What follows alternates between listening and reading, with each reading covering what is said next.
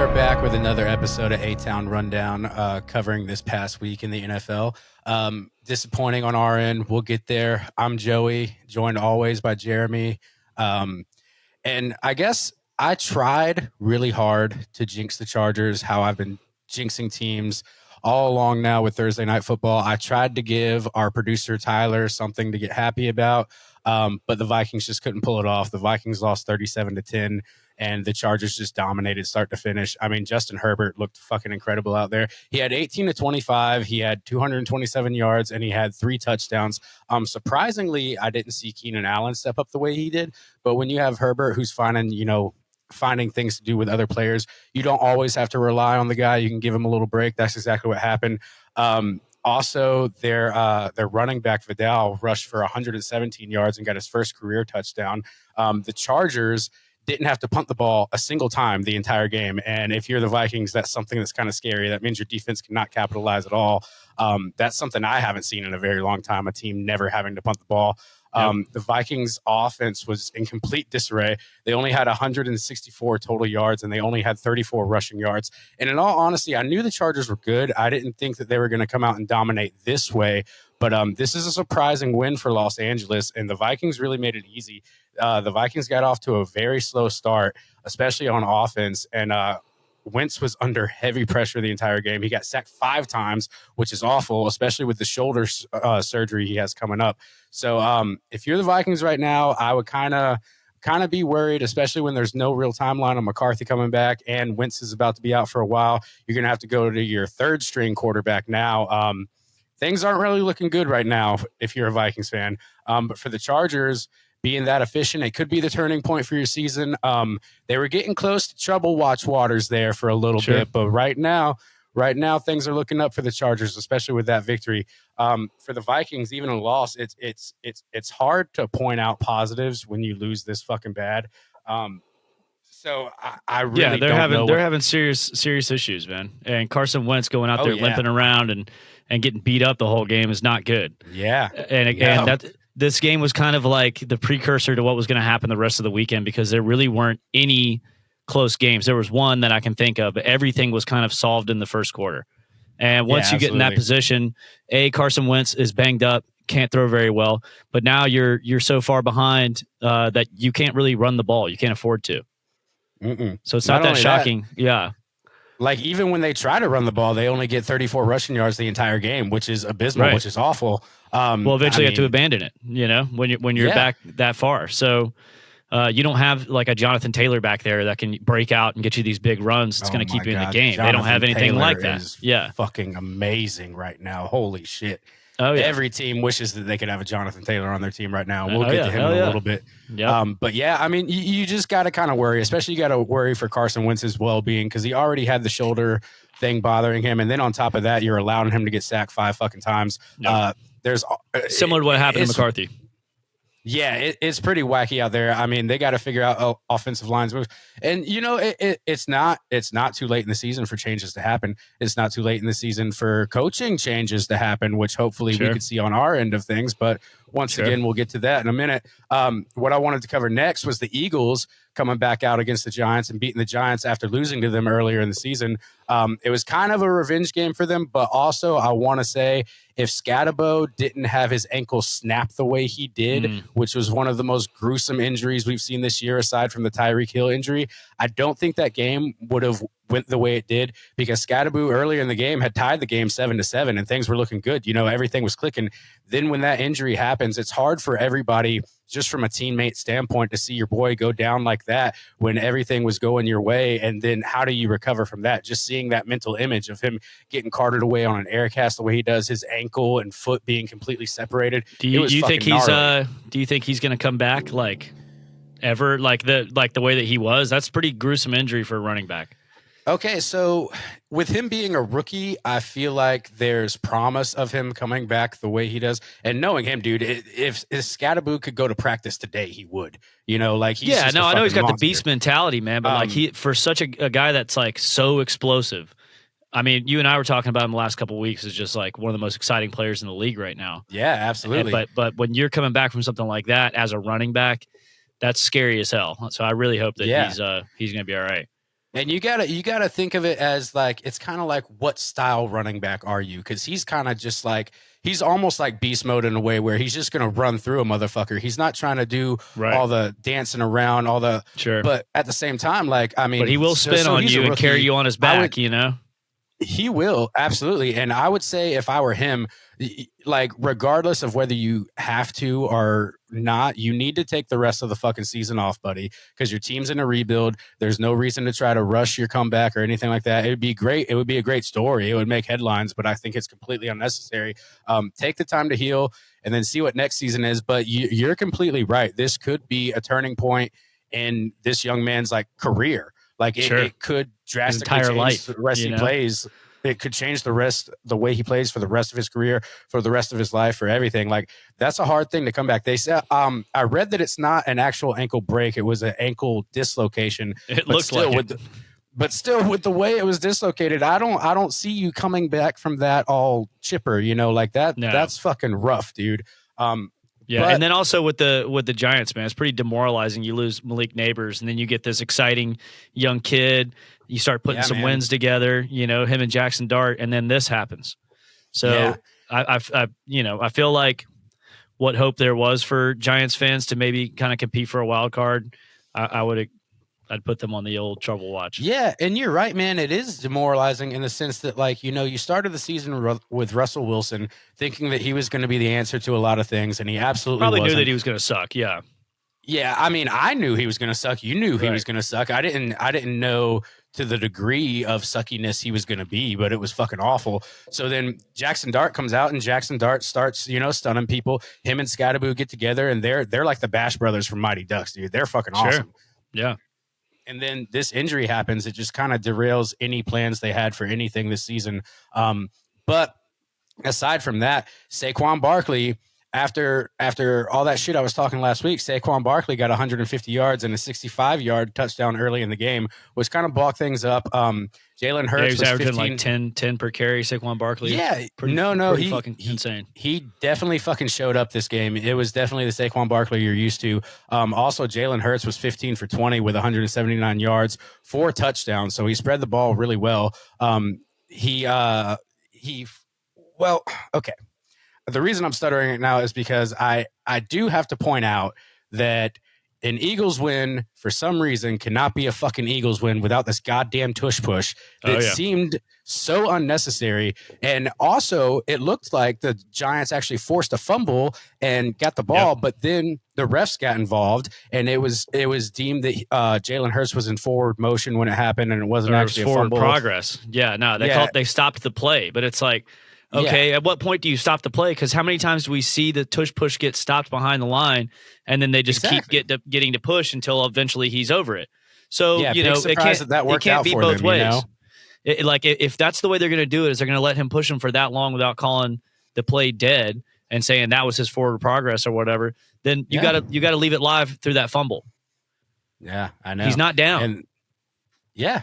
And no, I completely agree with you. And once again, it's kind of like they're doing this just to do it, just because they know that the play's going to be gone next year for sure. But whatever they're doing to get away with it, whatever they're doing to make it work, it's working. But it's so painful to watch. Every time I see them line up in this they're getting a false push. Start every time. They're getting a false start every time.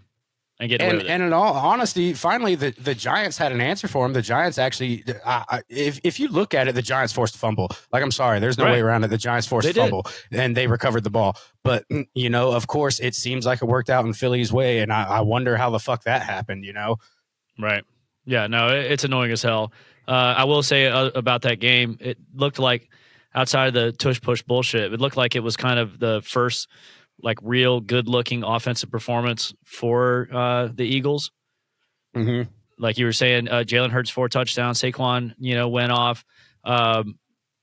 So yeah, I don't know with the tush push. I think that the owners are gonna vote to get rid of it. They have to. It's ridiculous.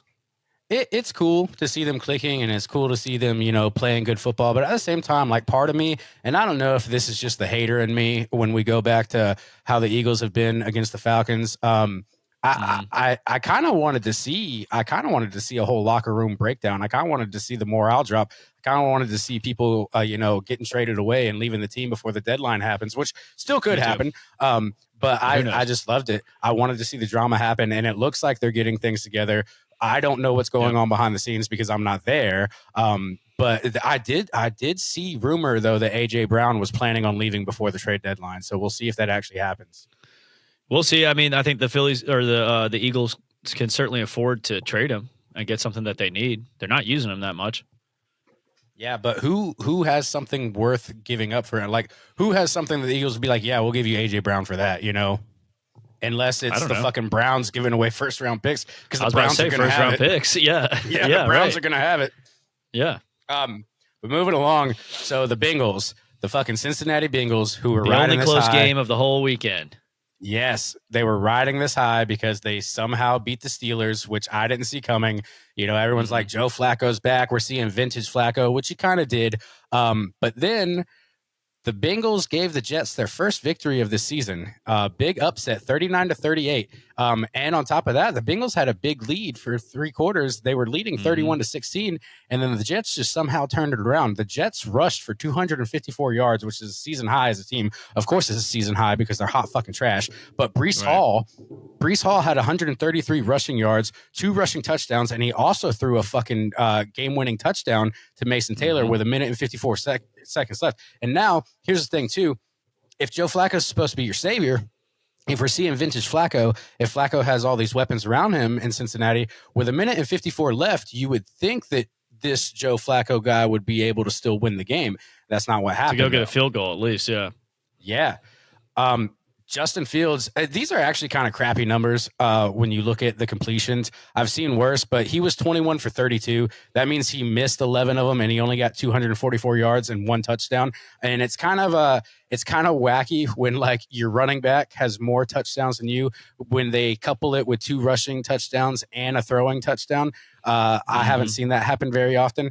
But the Jets were 0-7 going into this, and now they're 1-7, all because of the Cincinnati Bengals. So I stick true to what I've been saying. I told Cincinnati fans not to get excited about that win against the Steelers, and this is why. Because you go into a game where you're facing a team that's 0-7, and you somehow manage to lose with almost 2 minutes left on the fucking board.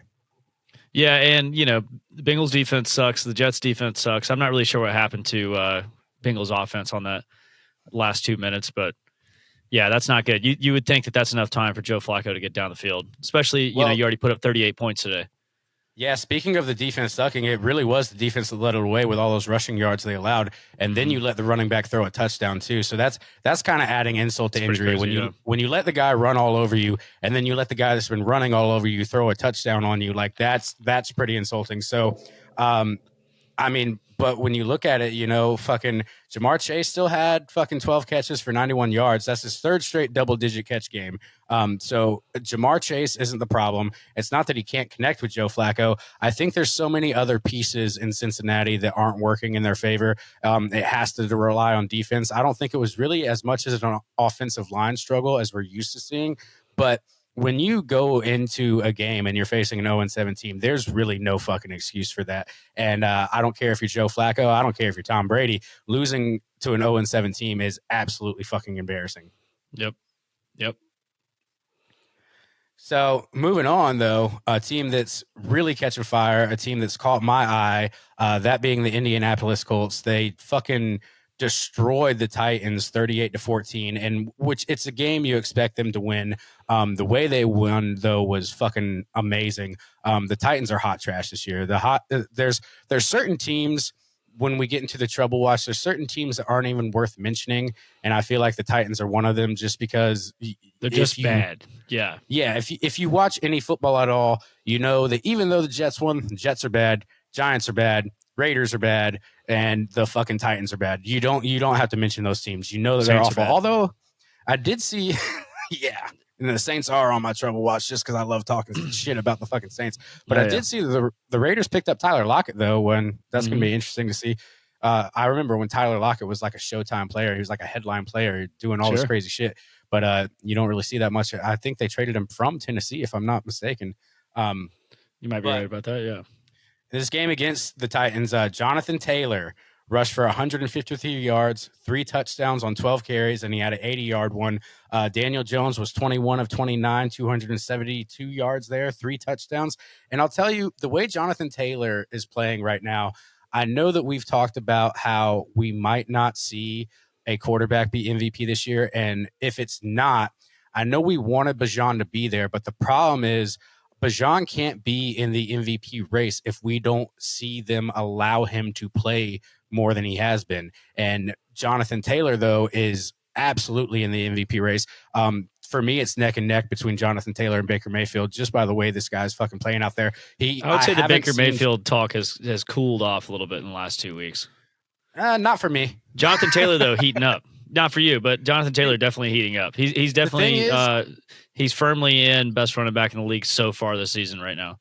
No, absolutely. And the thing is, I can't remember. I think like the last 3 games, maybe the last 2 games have been 3 touchdown games for Jonathan Taylor, which, I mean, that's incredible. That's remarkable right there for any football player, but especially a running back getting 3 touchdowns a game on average right now. Mm-hmm.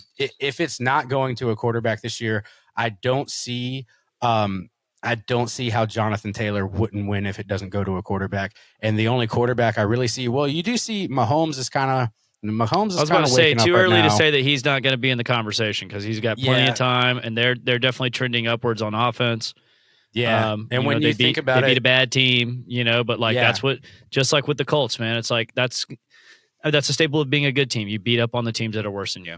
But I will tell you, it's the games where you play bad teams is when you have the opportunity to make those MVP numbers. Like if I'm going out there and I'm playing a bad team, I'm going to show my fucking ass. Like I'm going to get 300 yards. I'm going to get 3 touchdowns. I'm going to do everything I can to pad my fucking stats to get more. You're going to get 5 sacks or whatever if you're going for the sack title. Yeah, that's when you do it. It's like, oh, he had a 6-sack game. And it's like, oh, well, it was against the worst offensive line in the league. It's like, yeah, he took advantage of that. That's what good players do. That's what good teams do. Yeah, and I'll tell you, like, he's got big run bursts, he's got efficiency, he's got scoring in every way. He's not just scoring on the ground, he's scoring through the air too. But on top of that, it really does go back to the ownership of the Colts. And I know I've said that several times, but when the franchise transitioned in June of 2025, passing down to Irsay's daughters, I think it was literally all 3 of his daughters that got ownership of the Colts. But you see Carly out there on the sidelines, taking notes, talking, interacting with the coaches, questioning them, questioning their play calling, talking to the players. Like, this is something that genuinely is working. And I'll tell you, the Falcons have an owner that I see on the sidelines all the time, but all I see him there is standing with his arms crossed and shaking his head, but not actually, getting involved, not actually reprimanding, not firing anybody. Yeah, and that's because the Colts, players. What you're describing with the Colts is called a culture change.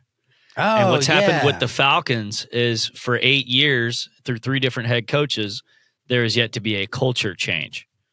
But you're talking about an ownership change, which is usually the quickest way to start that. So not only does Raheem Morris and Zach Robinson need to get fired, we need to talk Arthur Blank into selling the team about somebody that gives a fuck about the team. Right. And not that let's do our trouble watch and then let's get into the Falcons. Because we're about to steamroll into all this Arthur Blank shit. And before we get into the Falcons, speaking of Baker Mayfield, it's not necessarily a bounce back game because of who he beat. He beat the stinky ass New Orleans Saints, but they did roll them over. They rolled them over 23-3, which I feel like should have been 43-3 with how much the fucking Saints suck. But Tampa had defensive dominance. I don't know if you saw that one pick six that dude did where he was right in Rattler's face, like fucking jumped up, basically swatted him with the ball, grabbed it, and just kind of juked on him and marched it right into the fucking end zone. So, yeah, I mean, the Saints can't do much.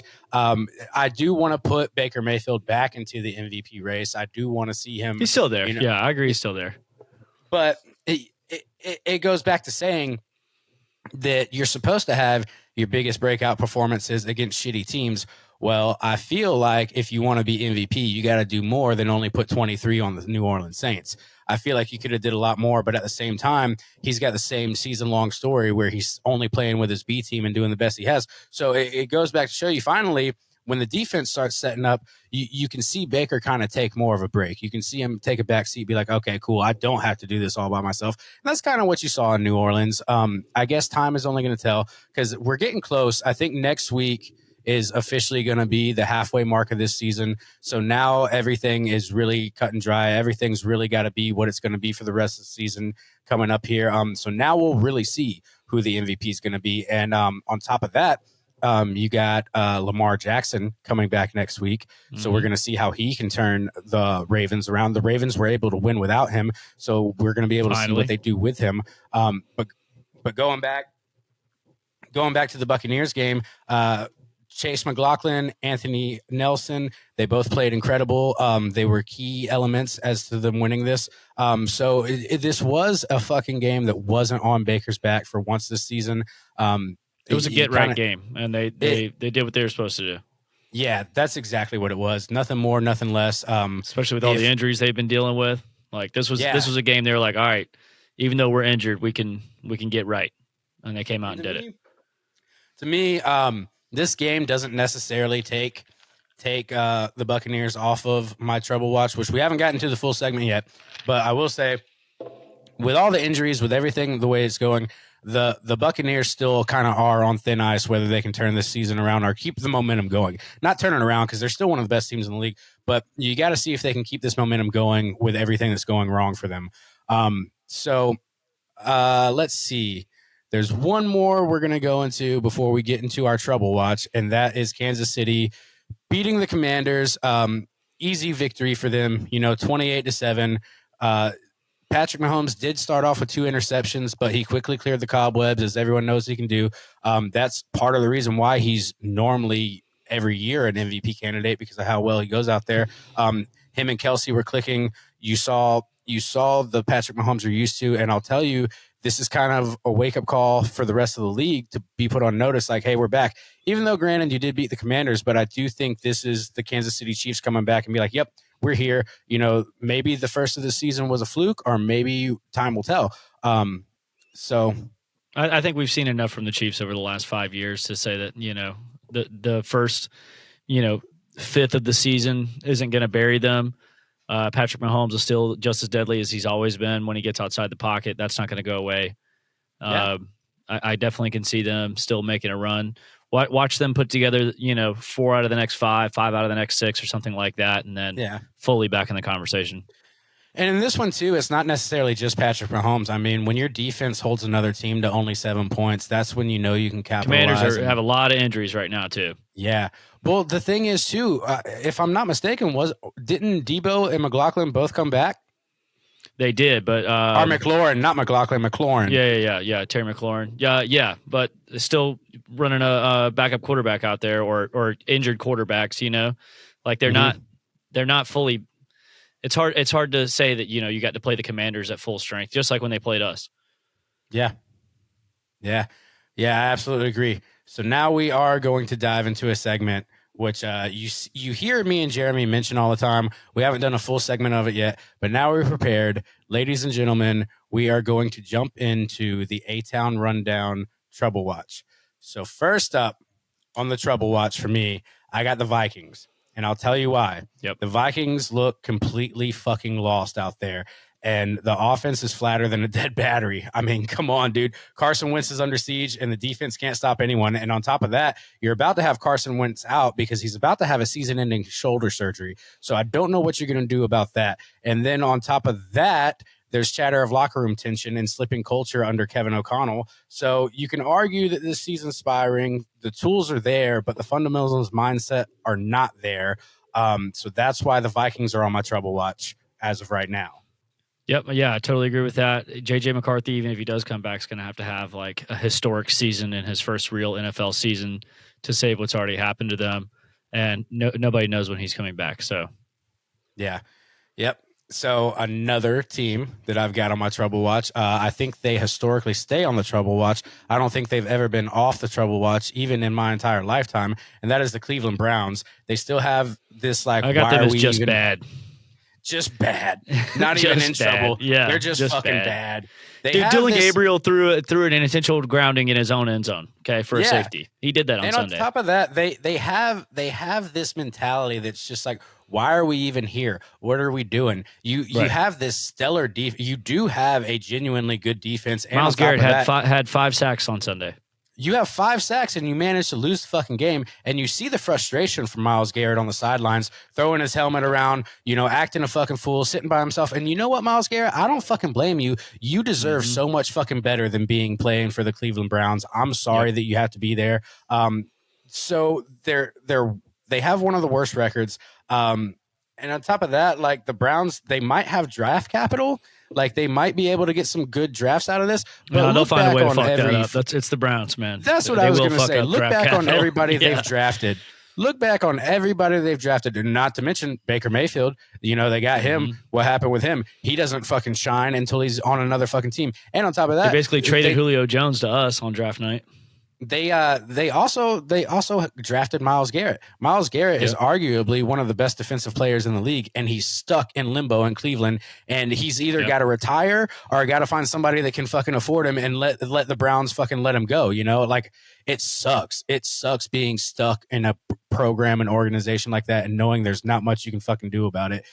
Yep. I wonder though, is there a way you can like fluke retirement, or like if you retire and then try to come back in the league, are you still tied to your old contract? I feel like someone may have tried to do that before. I feel like there's a story of that happening before, or at least players threatening retirement. I think Barry Sanders wanted to retire or something. He wanted to leave Detroit, but he couldn't get around that. Something like that. Calvin Johnson, I've heard that, maybe part of him retiring was just like, well, fuck, I'm stuck in Detroit and I don't want to be here. Yeah, so that's what I see happening to Myles Garrett, and I've heard that story time after time. Was Calvin Johnson retired just because he was stuck in Detroit? And you know what, man, we would have gotten our hands on you if we could. You wouldn't have been able to win here, unfortunately, but it would have been nice to have you. Oh, it would have been crazy if we had him. That would have been the same years as Julio and Roddy. I know. Yeah. Holy shit. Next up on the A-Town Rundown Trouble Watch is the Cincinnati Bengals, who I mentioned earlier. They have some flashes, but I'm telling you, when the lights are there, when they get all the attention, when it's time to actually play, especially play against an 0-7 team, you can't close the game. And that's the problem, because the game they played before the win against the Steelers, they didn't do anything until the fourth quarter, and it looked like they were going to come back, and then they couldn't close the game. The game against the Steelers, they somehow squeaked out a fucking win, but then you go and you play the 0-7 motherfucking Jets, who the Jets have been hot trash ever since I can fucking remember. They had that one good year where what was the coach's name? Saley? Is that who it was? Yeah. Who he was starting to turn things around, but then he couldn't close it out either. So then you got the Bengals, who can't fucking close out a victory against the goddamn Jets. Like, no, you are beyond trouble watch. You might just be downright bad. This collapse means that you don't rely on anybody and you don't know what you're doing out there. Yeah, they ended up on trouble watch when Joe Burrow went down earlier in the season. And then now they have Joe Flacco. It's like, wow, look, Joe Flacco. And again, look, he was all right. I mean, offense put up 38 points, but Joe Flacco is not going to save this team. No, and now again, we know what Joe Burrow was dealing with up there. That he was kind of masking this, or trying to. It goes back to what I was saying a couple of weeks ago. Even if Joe Burrow is cleared to come back, I don't see him coming back, because why? What are you stepping into? And you're probably going to get hurt again if you come back in. So you might as well just sit on the bench for the rest of the season. Very well could happen, yeah. Yeah, dude, it's over. I don't know. I get called wrong a lot, but, this might be the end of the season for the Cincinnati Bengals. But next up is one that we love talking shit about. Next up on the A-Town Rundown Trouble Watch is the New Orleans Saints, who are not even absolutely... just bad. Just bad. They didn't make mine. They are absolutely circling the fucking drain right now, dude. I don't know what they're going to do, but guess what? I don't fucking care either. Y'all can keep losing for all I give a shit about.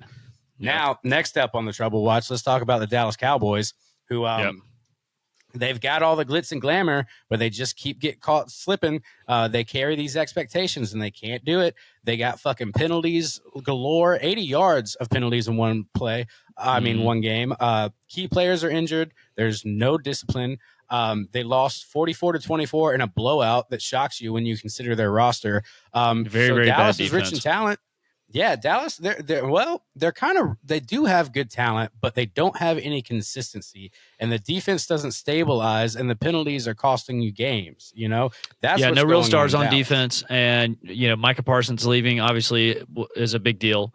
Um, but if Dak Prescott's not having this stellar start to the season that he's had, they got nothing because he wasn't that great against the Broncos. Good defense, but outside of that, they got shit.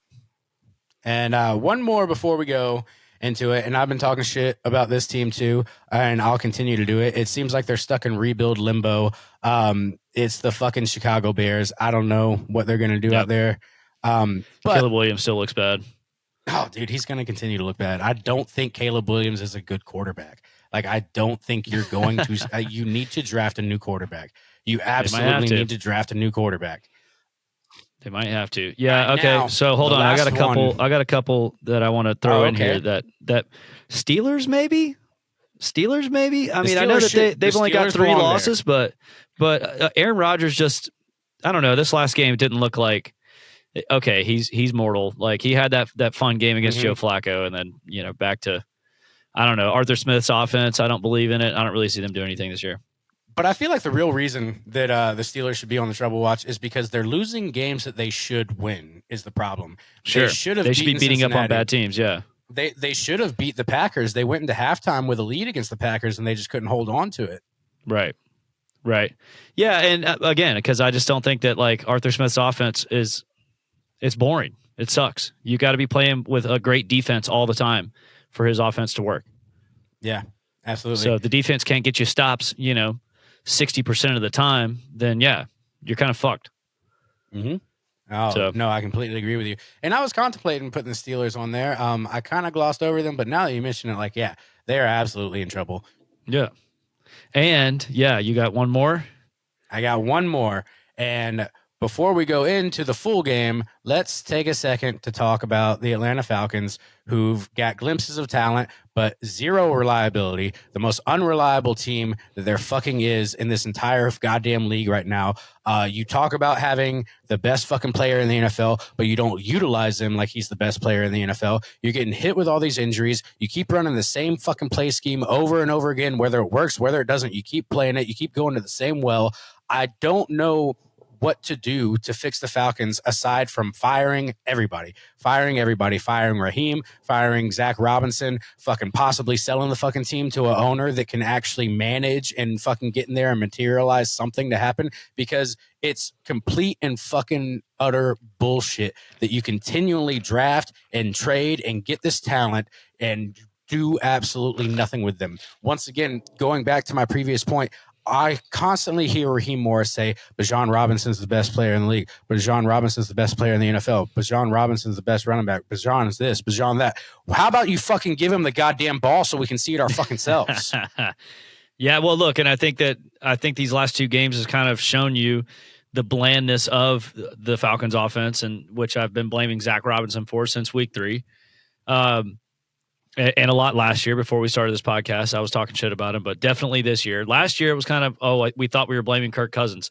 This year, it's not. I've seen Kirk Cousins in this offense. He's fucking terrible. I've seen Penix in this offense. Not great.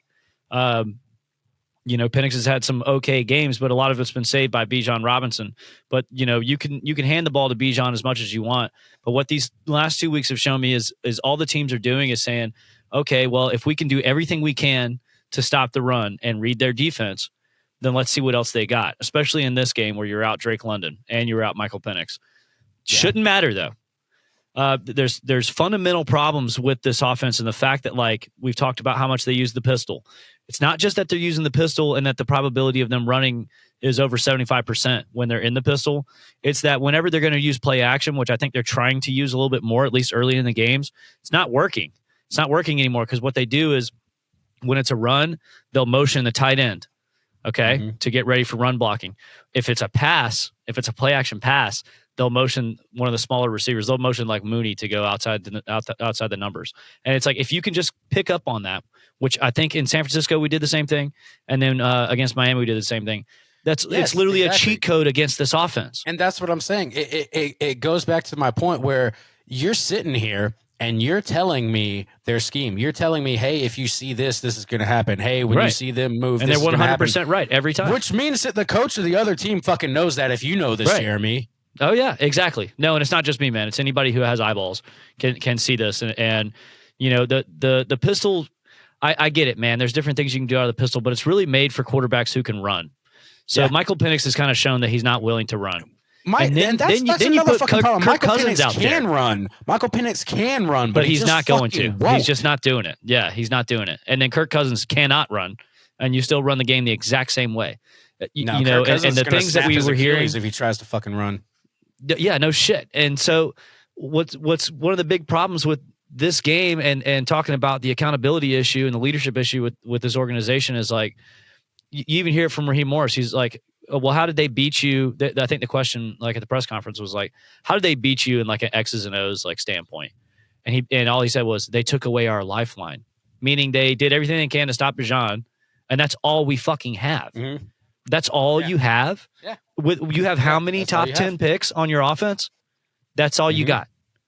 Yeah. Is hand the ball to one guy. You don't have Kyle Pitts. You don't have Tyler Algier. You don't have fucking Mooney. You don't have anybody else. They take away Bijan. They take away the whole game. And you sitting there, and once again, you sitting there saying that in press conferences, you're telling other teams like, hey guys, if you just take away Bijan, if you just make him inefficient, you're going to win the game, guys. So here you go. Yeah. And the biggest thing that he said in his press conference that really fucking pissed me off, it was, what do we need to do to get better next week? And he's like, those guys just need to practice. It's like, why was the offensive line so bad? Oh, well, we just need to get back and get more practice in.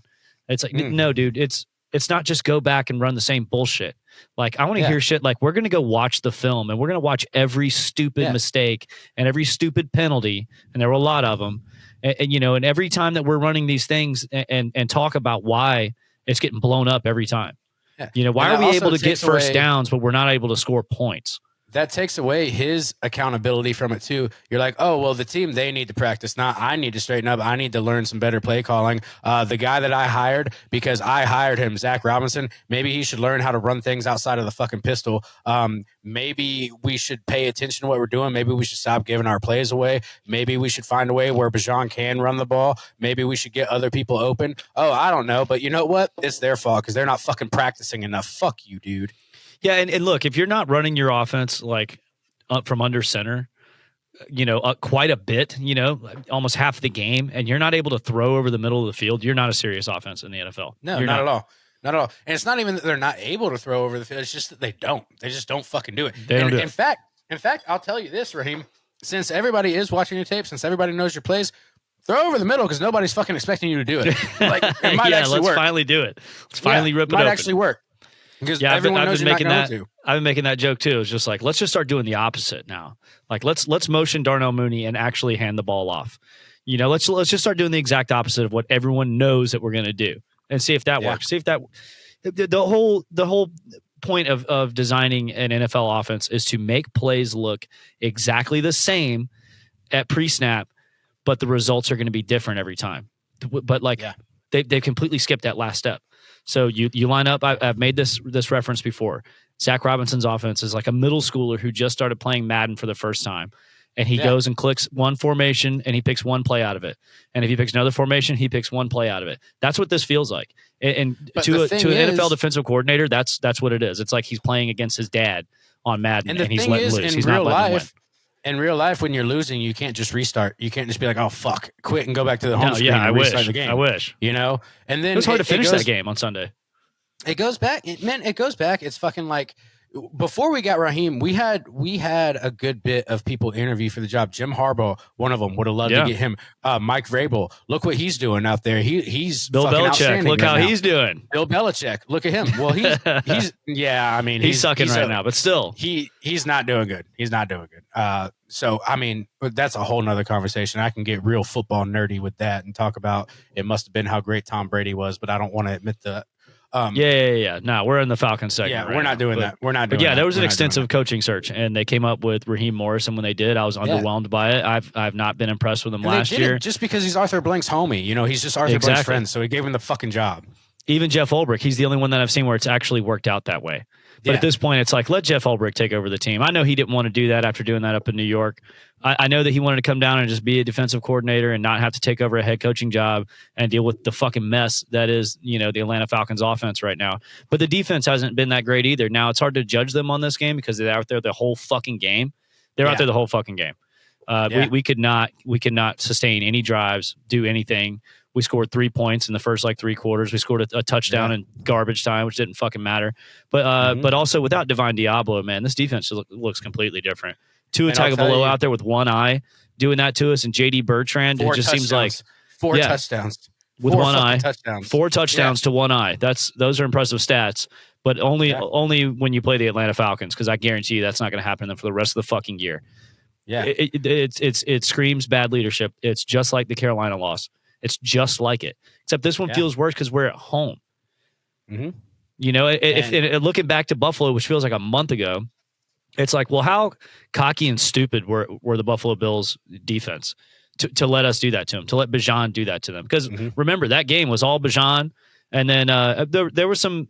I guess Drake London was pretty good that game too, but it was almost all Bijan. Drake was fucking phenomenal that game. That game is probably what hurt Drake London. True. Yeah. Right. No, I believe that. But yeah, it's just like we still weren't that impressive. And I think back then I was saying well, look at who we threw it to. It was just Bijan and Drake. There were no other kind of standouts on offense really at all. I think we had a Tyler Algier touchdown. But look, I'm finding good things to say about 3 fucking weeks ago, because there's nothing good to say about what happened on Sunday. That's the thing, too, is with this team, I keep continually getting the wind taken out of my sails. I keep having all this hope, and then I keep getting told this player's this or this player's that, or we're so lucky to have him. Who the fuck are we lucky to have right now? Who are we lucky to have? Let's look at the numbers real quick. Let's actually dive into the game, because we've been doing everything but talking about the game itself. So Falcons lost 34-10. Tua went 20 for 26 with 205 yards, 4 touchdowns, and 0 interceptions. He had his season best 138.6 rating, and Atlanta didn't do a goddamn thing. So if you want to look at the big picture of the stats, total yards, Miami had 338 total yards. Atlanta had 213. First downs, Miami had 24 first downs, and Atlanta only had 11. Third down conversion, Miami converted 6 out of 13, while Atlanta only converted 2 out of 11. Time of possession, something you just mentioned, time of possession. Yep. Miami had the ball for 38 minutes. Atlanta had the ball for 22 minutes. And let's talk about penalties. Atlanta had 8 penalties for 76 fucking yards. And turnovers. That's a field goal right there. Yeah, turnovers. Best player in the NFL. 1 turnover, Bijan fumbled the fucking ball. Yep. Let's talk about rushing. Miami, 141 rushing yards. Atlanta, 45. And the receiving leaders were Waddle and Pitts. Pitts actually showed up and did his fucking job. But like I'm saying, you gravitate from going couldn't get the ball much. Yeah. No, you gravitate. You're like, oh, well, since we don't have Drake and Bijan, we're just going to use Bijan and Kyle. Oh, we're going to keep using the same 2 players over and over and expect this defense not to catch on and not to stop us. What the fuck? You have the fucking talent. People are tired of seeing Bijan. People are ready for Bijan. Give it to Algier. Algier can fucking catch too. I've seen him do it several fucking times. And just because Drake is out doesn't mean you don't have the other receivers too. Learn how to fucking call up a scheme. Learn how to read your own fucking playbook, because I'm sure the playbook that was left to you, this playbook that's been there since 1966, has some fucking plays in there you're not fucking using. Absolutely. Yeah. No. We're not diverse enough with our play calling, period, at all. And then it also with the defense, since Divine Diablo went out, it seems like the easiest thing to do against the Falcons is run the ball at the middle. And I'll tell you, Mike McDaniel was in the hot seat. Mike McDaniel was about to lose his job. Not no more. Not after this game, thanks to the Atlanta Falcons. Yeah, but I mean, this is probably the easiest game for him all year, because he's a smart head coach. Again, if you just studied the Falcons defense, and it seems like the Buffalo Bills did not, or the Falcons offense, and see, we're getting to that point. But we're getting to that point in the season that, unfortunately, the past 3, 4, 5 years we've gotten to, where the Atlanta Falcons become your easiest victory of the fucking season. Right. Yeah. And look, we still got to play the Jets. Is that going to be fun to talk about? We Probably got not. New England next.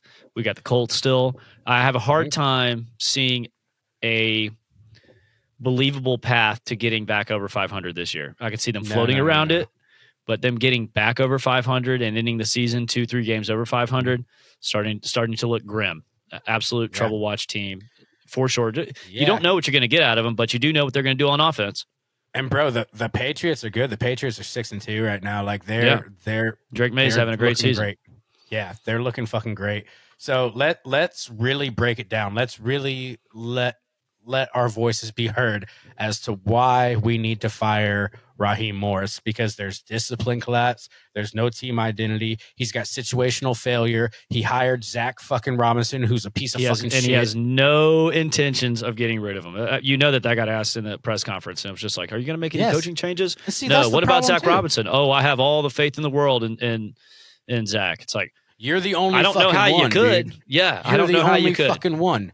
Yeah, he's supposed to be this Sean and McVay that's the fucking guy. Problem. It's when like, you see him in the press conference. Go ahead.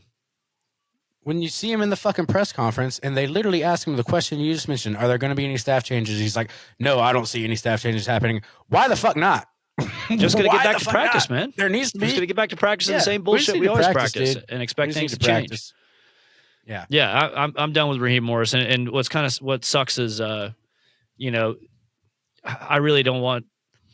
want to start next season with him. I don't want him to finish the season. I really don't. No, at the same time, I want him to fire him. I don't want the players to not sell him out. You know what I mean? I don't want to go through all these shitty losses just so that, we can get rid of our coach and another season down the drain. But we were talking about the ownership and kind of top down. This is 8 years of this bullshit.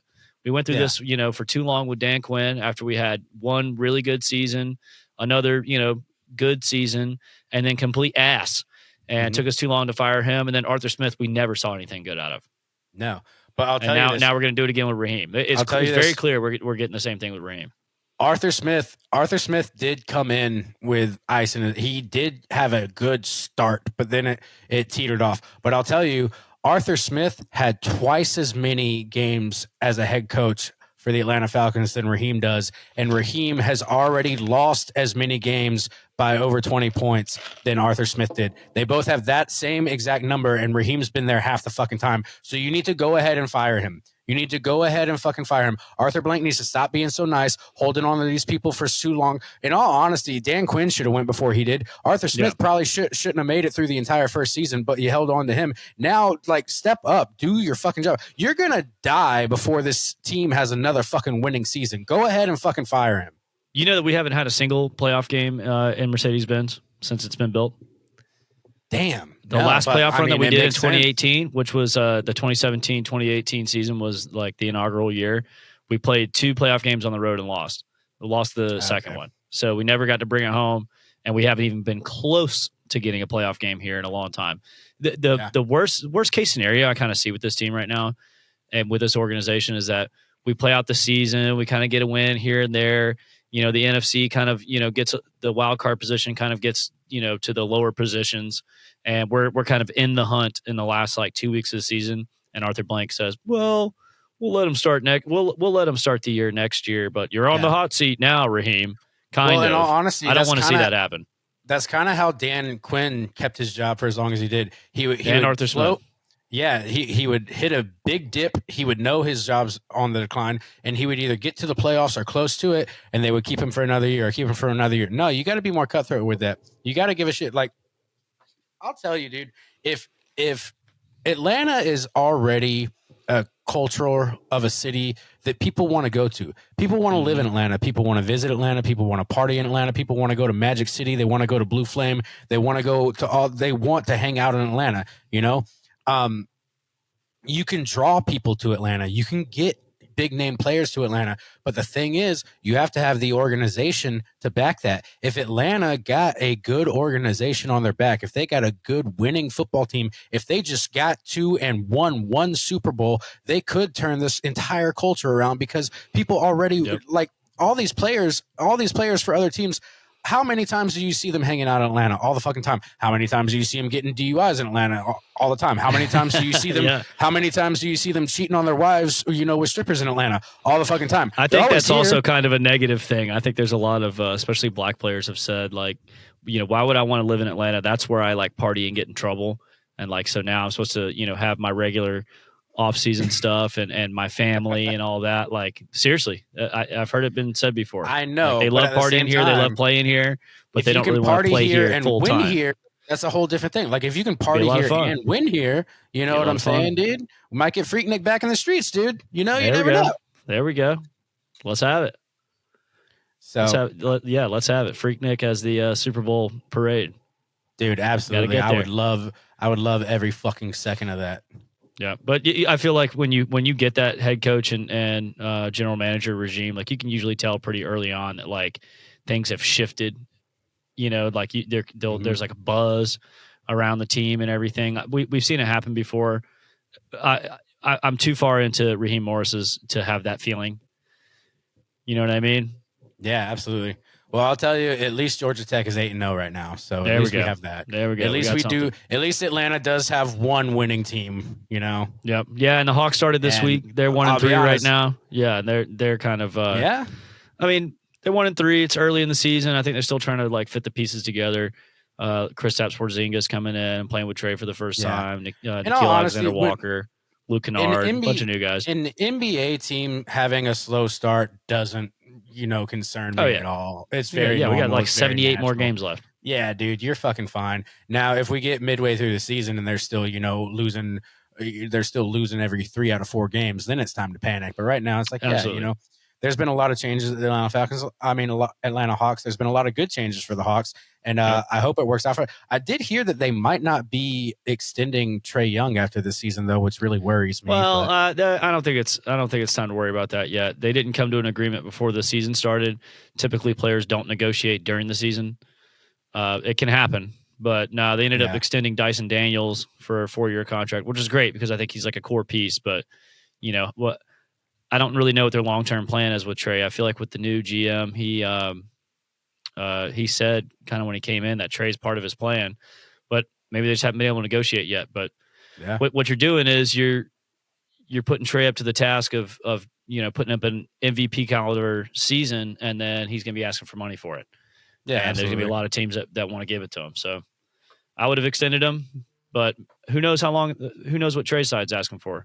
Is it a ridiculous amount of money? Which I think he deserves, and I think the NBA has that now. The teams have that now with the new TV deal. Or was he asking for too many years? Yeah. So I don't know. But in NBA terms, what is too many years though? Because you can play well. He's still young enough. Yeah, I'd give him an 8-year contract, 6-year contract. You'd lock him down. Yeah. I would give him 8 to 10, dude. Because what is he? 26. What if he only wants 4? What if he wants a lot of money in 4 years and they go, hell no, you'll still be in your prime when you get out of that, and we'll have had to pay all this money. We'll pay you all this money if you stay longer. Who knows? Yeah, it's just that's the side of sports I hate. Yep. Yeah, it sucks, but it's part of the game, especially when you get into NBA. Yeah, especially when we get players like that too, who are really generational talents. It's just like, man, if money really is the end all be all, this is really gonna suck. Right. And you got to be careful of spending too much money on one player. You can't get players around him, and all of a sudden it's like, okay, you get to sniff the playoffs every year, but you never really do anything. And I like how we didn't even bother mentioning Kirk Cousins today because I don't feel like we had to. Like, is there anything to say about him? Yeah, there's nothing to fucking. I got say an idea. Out there. I got an idea. You want to hear my theory on Kirk Cousins? I think he got on the phone with his old buddies up in Minnesota and was like, "Look, I'm going to play like complete fucking ass. Y'all, try to negotiate a trade for me, and I have no trade value. You'll be the only team willing to give them anything, And then the Falcons still have to pay me. And the Falcons still have to pay me, and I can go back home to Minnesota where I'm almost guaranteed a starting spot, at least for a little while. Look, man, everything's all good. I know that I say this as I say this as a white male, but Kirk Cousins is like white, and he belongs in Minnesota more than he belongs in Atlanta. Like he's Minnesota white, Yes, no, he's not Atlanta white at all. Yeah. But all right, with that being said, I guess it's time to wrap things up. We kind of If anything I said was a little weird, I've been drinking. The Falcons have been stressing me out. Okay, so just You had relax, to. Yeah, I switched to okay? liquor for this one Yeah, because I can't needed, do it dude. with this fucking team anymore, I need it, man. man. There's just something because, like, I was telling Jeremy before we started this, like, thank God we have a podcast where we talk about other teams so we can pay attention to the entire NFL and grab at things that are actually looking good. Because if I had to come on here and only talk about the Falcons every fucking week, I'd want to put a bullet in my fucking head because it gets depressing this time of year every fucking season. Yep. And hey, more losses to come, I'm afraid, because I don't see any changes happening with dude, we play the Patriots next, right? Yeah. Yeah, not going to win that game. I think we got not the Colts gonna after win that that. game. Yeah, we're like not going to beat the Patriots, Colts. Carolina, Colts, Jets, Saints. I can almost promise you if we don't turn something around, the Carolina might be 2-0 against us this season, like straight up.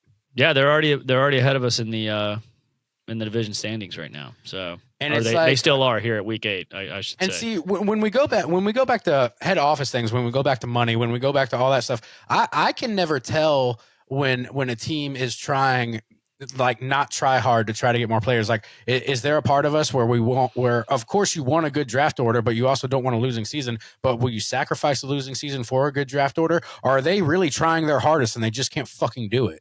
Okay, well, let me remind you that we traded our first round pick for next year to the Rams. Fuck. Raheem's old buddies at the Rams. Yep. So what? Hey, that sounds like collusion to me, buddy. I was about to say, that put your conspiracy theory hat on, man. Buddy. Yep, Kirk sabotaging shit so he can go back to Minnesota, and Raheem's like, listen, I'll give you guys this draft pick. My head coaching sucks ass, and I'll lose so that you guys get a top 10 pick. And then I'll get fired, and you guys hire me back under Sean McVay. And they're like, all right, yes, sounds like a deal. That's an inside job if I ever saw one. Who knows, dude? If that's what fucking happens, we're definitely pulling this clip back up, a year and a half from now. Oh, yeah, dude. You know what? I'm going to clip a year and a half from now when Arthur Blank actually, has the balls to fucking fire Raheem Morris. Dude, if Father Time doesn't take him fucking first. Yeah, we'll see. Who knows? That dude's old as fuck. He is. And I don't know, man. Like, there was, like, right after the game, they showed like a video. Arthur Blank was like one of the first people into the locker room. He's just like hunched over, and it's just like, did he even watch the fucking game? Yeah, no. Apparently not, because Raheem Morris and Zach Robinson are still on this motherfucking ball team. So yeah. But all right, we'll see you guys next week. Tonight, which is Thursday, when you guys are listening to this, you got the Dolphins versus the Ravens. Lamar Jackson is supposed to be back, so we'll see what happens there. And I swear to God, when the Ravens, because I know they will, when the Ravens go out there and dominate the Dolphins, like I know they're gonna, I'm just gonna get even more pissed off about this entire fucking situation. Yeah, if the Dolphins are back to dolphining, which they probably will. They will be. And like I understand I've had a Thursday night jinx this whole time, but this is Atlanta fashion. This is how it goes. The Atlanta Falcons get blown out and destroyed by a shit team, and then the team goes on the next week and gets absolutely destroyed like they should have by the Falcons, except we can't do the job our fucking selves. Right. Whatever. We'll get there. But all right, man. You guys, thanks for listening. Thanks for dealing with us today. You guys can check us out on YouTube at A-Town Rundown. We're on Instagram under the same name. You can find us on Spotify through the This, That, and the Other page. Check out Jeremy's band that he plays guitar in, Sunmancer. They fucking rule. They have one of the best Glassjaw covers of all time. And we'll see you guys next week. Thank you so much. Rise up, baby.